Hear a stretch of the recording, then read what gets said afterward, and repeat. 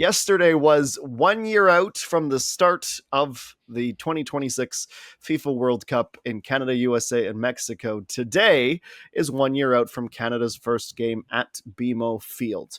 1 year as well, Ollie, under Jesse Marsch. It's interesting how sometimes the timing just seems to come together so beautifully. Where is this Canadian men's national team right now as we continue to march towards one of the benchmark moments in this program's history? Yeah, I think they're in a pretty good place with room to grow to really get to where they want to be by the time the next World Cup or the World Cup next summer comes around. I think what Jesse Marsch has grasped that some people maybe underestimate a little bit or, turn their nose up at a little bit is that in international football, the vibes, the feeling, the team spirit is really important. And we're seeing the contrast between Canada and the United States in that department so far. And I think in that sense, Canada are in a really good place. There's one big elephant in the room, obviously, with the captain and what the situation is there in terms of his relationship with the program right now. But other than that, I'm still amazed Jonathan David played in these friendlies. I'm pretty surprised that Stefan Eustaquio played going into the Club World Cup with Porto as well. And I think that speaks volumes, and the squad they've named for the Gold Cup speaks volumes to how much buy-in he has right now. And how good the kind of energy and spirit in the team is, and that matters. What they have to add on to that, I think, is just an evolution in the way they play. And I thought they went to the World Cup in 2022 with that same kind of momentum and spirit and all of those things, and just got found out a little bit tactically in terms of the maturity of the team against those types of opponents at that kind of level. And I still think there still needs to be a bit of a progression in that sense over the next 12 months to be able to play against different types of opponents, teams that ask different types of questions of you. That I think still needs to happen, but there's time and they're in a good place. Yeah, agree with that sentiment. I need to see what that plan B looks like. I'm not sure what they look like. Breaking down teams that, want to limit time and space. When it's a track meet, Canada are very difficult to beat, as we saw against Ukraine, but I still think a little bit of work from the tactical side is needed, but it's the commitment. Ollie said it. I mean, it's phenomenal. I think the players understand that they're in this together, what it means for them, their families, anyone around them.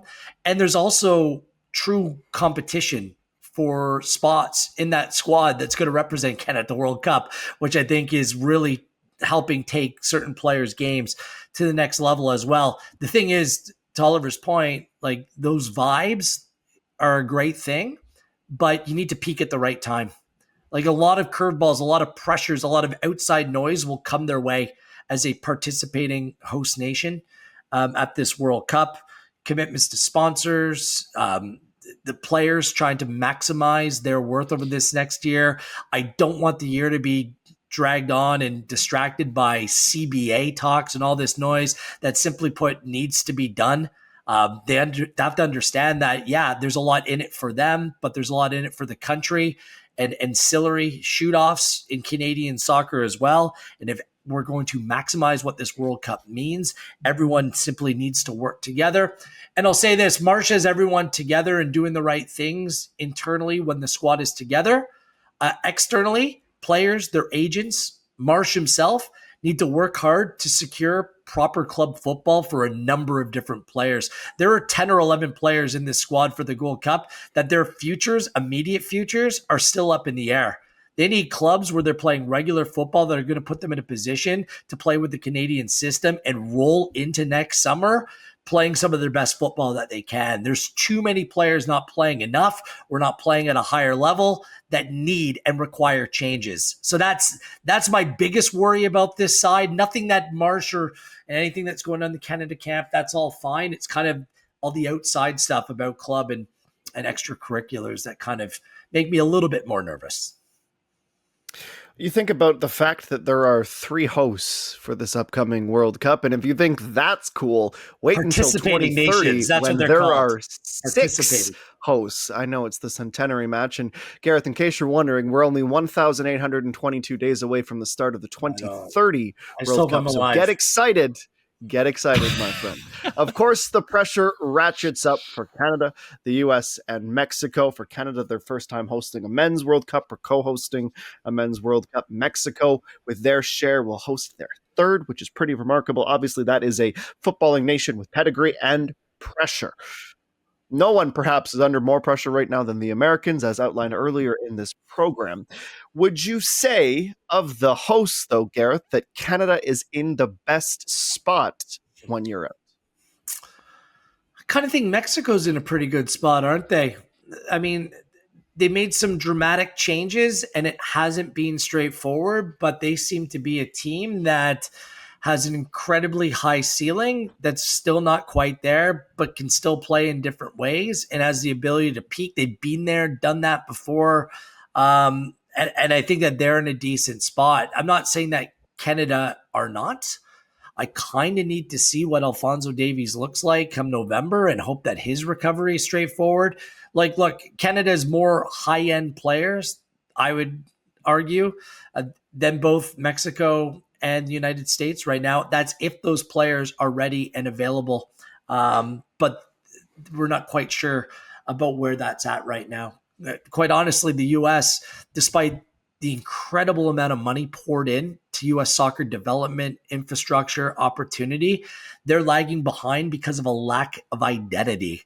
A new manager comes in Pochettino. Some managers, you guys know this, some managers are brilliant club football tacticians working with players on a day in, day out basis and just don't quite cut it when it comes to international football where you have players for a limited time and need to find the best and most pragmatic way to play to get the most out of the group. And so far, Pochettino hasn't, developed the identity, the tactical footprint. There's a lot of misses going on right now. So they have the most work to do. Canada, Mexico, again, neck and neck in terms of who's better situated right now ahead of the World Cup. Yeah. I think Mexico may be the highest floor. I can see them being a solid knockout team. I don't know how much they can elevate it beyond that, to be honest with you, at this point in time, but they've clearly stabilized things in recent months under Aguirre. Canada, I think, relative to expectations, you would have to say have the highest ceiling and are in the best place right now, because I do think as much as the expectations will be high in this country, they will be lower than they are in Mexico and the United States. And they look like they're in a position to meet those expectations right now. So, yeah, Canada and Mexico are clearly the two that can feel better about where they are 12 months out, but there's still 12 months to go. And there is, a US team with a lot of talent on paper and that did pretty well at the last World Cup. So I wouldn't completely write them off as bad as it is right now.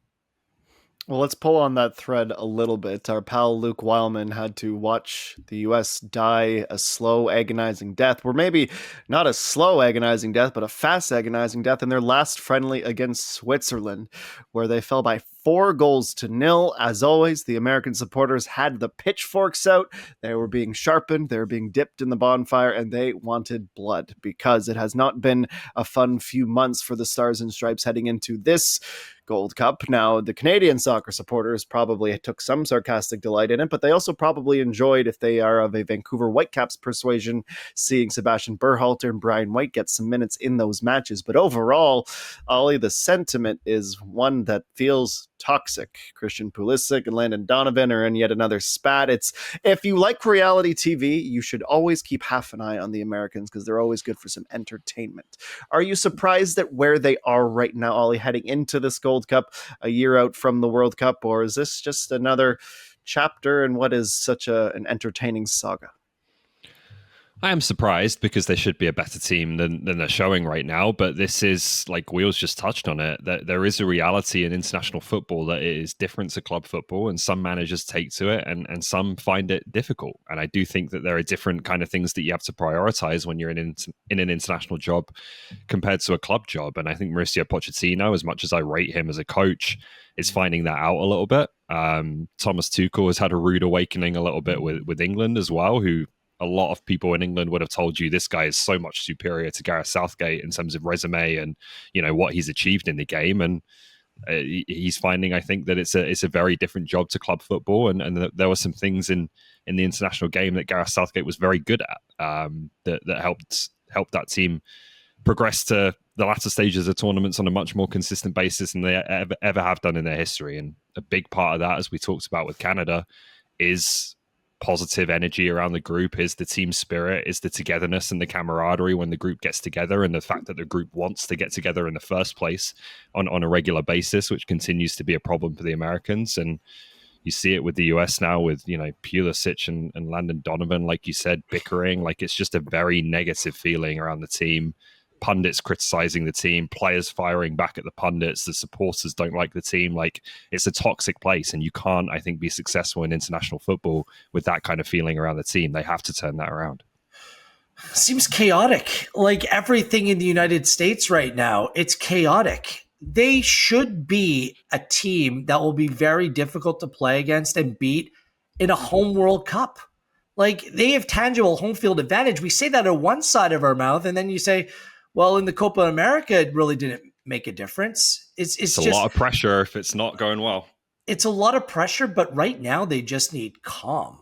Like, the two results, like, look, this June window is the absolute worst one in football. Players coming off their European club campaigns, again, like, they're trying to scale back and scale down for the summer and get some rest. Like, there could be potential burnout over the course of the next year. So they're losing to Switzerland. They're without Pulisic, Weah, Sargent, Pepe's out hurt. Go through the list. Like, Robinson hasn't played for a while. He's still returning. Musa, top player. McKennie. Like, there are so many good players. Imagine if you took that many good players out of Canada or Mexico. Like, this team will look completely different in a year's time.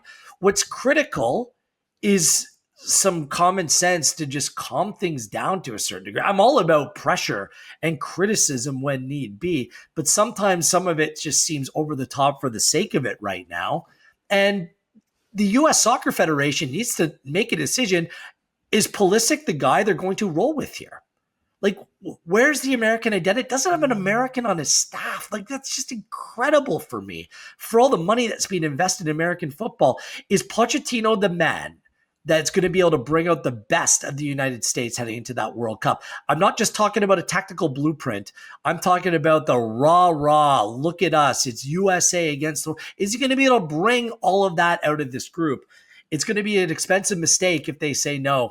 And they already paid both their men's and women's players a lot of money, where things, despite the amount of money in the game, becomes cost prohibitive to a certain point. So all eyes are on them. Some big decisions need to be made. And a lot of them will probably be based on how Pochettino navigates the Gold Cup with basically a second team. It's remarkable what's going on right now. Well, Mopo, if you're listening, I would recommend a sword and/or an astronaut. Amazing what both of those things can do for team morale. Canada has no wins in a World Cup. No wins in a World Cup, and they come at a cost. Well, maybe they didn't work great, but at least the astronaut at home this time. We were all about the vibes. Canada now, after that Canadian Shield, Gareth has got another taste of African opposition. They get the West Africans in Cote d'Ivoire. Of course, at the last World Cup, they play the eventual co-hosts 1,822 days away in Morocco. And they also get a taste of European football under Jesse Marsh. We had the big start with France and the Netherlands. Canada gets to host Ukraine in Canada, the first time a European opponent came over in years. When you think about who has come up in the run-up so far, and there's still some runway here, they'll play Wales. I know you and I are excited for that in just a few months. Are they getting the right type of test and tune-up for next year's tournament, the way things are going right now? I think so. Look, we have seen what this team looks like playing through CONCACAF competition. And generally, I'm a guy that subscribes to playing high-pressured football in World Cup qualifying situations is extremely beneficial. At this point, I think it's playing different teams that play in a different way, that ask different questions about you. And they played a lot of good teams, a lot of different teams. I think that palette will continue to expand. There's going to be games this fall, and then critically next spring in the build-up to the World Cup, where you know they're going to have more games on home soil to test out the facilities, BMO Field, what that looks like, BC Place in Vancouver. So yeah, I think that they're playing the right kind of teams right now. And I think that this has been decent preparation. The more games, particularly the more games at home, the better for this team as we move forward to that World Cup. Ollie? Yeah, they've done a good job with it. I think we've had some good opponents. I expect there'll be more to come as well after the games in the fall. And, teams are going to want to start to visit North America and test out the facilities, so on and so forth. And that will lead to opportunities for Canada to play friendlies against some pretty quality sides, I think. So from a footballing perspective, it's been better to have that variety of opposition. I think what World Cup qualifying does for you is it's real stakes, right? Like the country can get behind those games in a way that, with all due respect, you can't make them care that much about the Canadian Shield in a few weeks of build up, right? Like it's not the same thing. So from a perspective of kind of capturing everyone's attention, I don't think there's anything like real competitive games, and the World Cup qualifiers give you that. But for the team, I think it's better at this point to be playing the types of sides they have been. Okay, gentlemen, finally, as we near the end of our program today, I will leave the two of you with this question. With the World Cup 1 year out from today, Garrett, that's 364 days if you're counting. Which World Cup side would you most want to see play in Toronto Italy or Vancouver? And damn it, Ollie. Damn it, I was going there. Which would you like to see the most play in Vancouver or Toronto, and why, Wheels? Yeah. Who wants to deliver the punchline about Italy not being in a 48-team World Cup? We don't want to ruin Petrilla's Adam, you were here, vacation. She's Petrilla. trying to enjoy on the dock somewhere up north. We don't want to do this to her. I kind of want to do it to her. We'll see. I mean, Italy and Toronto would be bananas. I mean, if any team is playing with Canada, like you want to see a pro Canada crowd. So for Canada's, purposes, I hope that they don't play one of those nations that's highly represented in either Toronto in the opener or in Vancouver after. And the one thing, like tickets will be controlled for the World Cup a little bit more. Like having a lot of Ukrainian fans and Ivory Coast fans right behind the Canada bench, not a great idea. It doesn't make for the greatest vibe when you're trying to play quote unquote meaningful home games. But I digress. I'd love to see Italy play in Toronto. In Toronto as well, if you've lived here like I have my entire life, Portugal, Brazil would be fantastic. Yes. It's because the Portuguese community are all about Portugal until they get knocked out or eliminated. Then they jump on the Brazil bandwagon. So if Brazil ended up playing Portugal at some point, it's kind of the best of both worlds. I don't think it's possible based upon the potting and seeding, but that would be a win-win scenario for anyone in the Toronto community. And I think this goes for both Toronto and Vancouver. I know that Ollie and I might have a little bit of bias, you too, Adam, but the home nations like England, Scotland, Wales, because the pub scene will be be the absolute best at that time. It would be vibrant, it would be loud, it would be all those things. And I would love to see their reaction, by the way, to the lack of transit in and around BMO Field in Toronto, what they think about our transit system, because that would be shocking. And on the West Coast, I mean, there's a massive Chinese and Indian community there. Neither one of them is going to make the World Cup, but Korea would be great. Japan would be great. Japan was great during the Women's World Cup in 2015 as well. But so there's a number of different nations that could bring it. And honestly, being at World Cups, Argentina support is next level no matter where they play. It is absolutely unbelievable, especially coming off winning the last World Cup. And the Dutch, the Netherlands, that Orange Army, wherever they go, I don't care where it is, it's just must see. They bring the vibes, they bring the good times. So a number of wonderful options. I should also Croatia. Croatian fans are fantastic as well. So yeah, I can't just pick one. I was going to say they might not be as awesome. I'd like to say this: Canada, like the hype around watching Canada play at home, both in the opener and Vancouver. It's going to be a really special experience, and it's going to take that support of our country to the next level, I think. So I can't wait to see what that looks like. Oliver, final word. Yeah, Wills has left me with plenty of options to choose from there. I actually, you've actually won me over a little bit with Portugal. I think that would be cool. Just obviously with such a strong Portuguese population in Toronto, I can speak for at least, and with the Ronaldo factor as well would be pretty big. So yeah, that would be a cool one. Maybe not against Canada. Is there even a path for Greece right now? Because they're the only other one that I potentially add to that list for the same reasons with the Danforth and everything there. Okay, an extensive program today.